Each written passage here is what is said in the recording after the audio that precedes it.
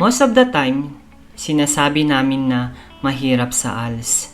Pero para sa akin, as an ALS SPED teacher, I treated it as a ministry na itong work namin.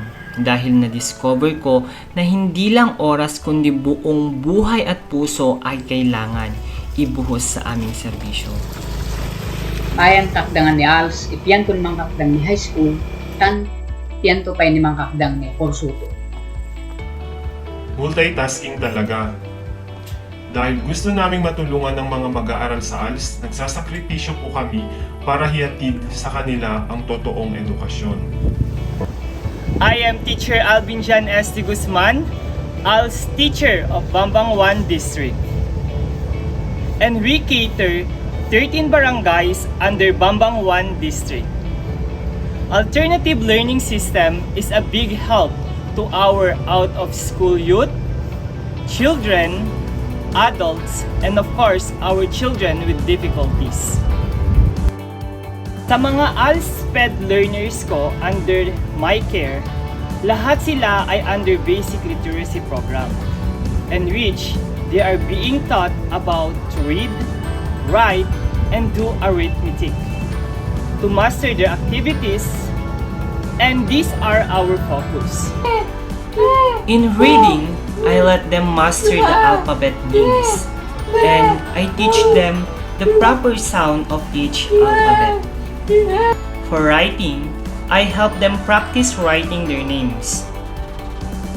And in arithmetic, each learner starts with identifying each numbers, then while they learn and master the counting.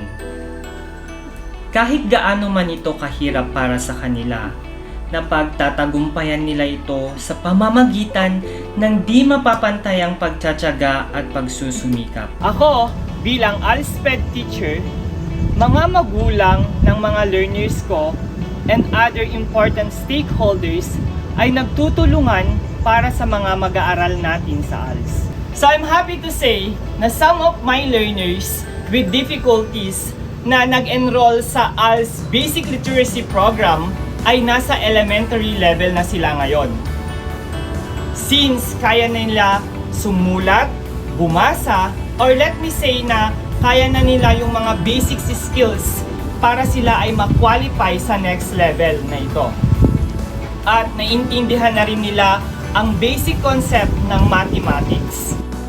Thank you very much. Ako po noon ay nag-aaral ng elementary, ngunit ang grade 1 lang pa ako. Pero hindi ko po ito natapos. Pero hindi po ako sumuka at nag-aaral po ako dito sa aming bahay mag-isa. Kaya labos po ako nagpapasalamat sa ALS. Dahil inlagyan na po sila upang tulungan kaming may mga kapansan. Kaya may tiyaga pang aming go na pumunta dito sa aming bahay ay upang tulungan po kami sa aming mga Diyos. Kaya higit po ako nagpapasalamat kay Sir AJ dahil nandyan po siya upang tulungan kaming matupad ang aming pangarap na makatapos sa aming pag-aaral. Kaya nga, higit po ako naniniwala na matutupad na kahit may kapansanan po kami, matutupad na po namin ang aming pangarap na makapagtapos sa pag-aaral. Tulong mo ng at ni Sir AJ. With the ray of hope, alternative learning system is a perfect avenue in providing equal opportunity for individuals to learn. A proof that alternative learning system is a platform for the least, the last, and the lost learners to go back on the track and fulfill their dreams. This ability will never be a hindrance nor a barriers to success. Hindi awa ang kailangan nila, kundi tunay na pag-intindi, pagmamahal at pagtitiwala na kaya nila.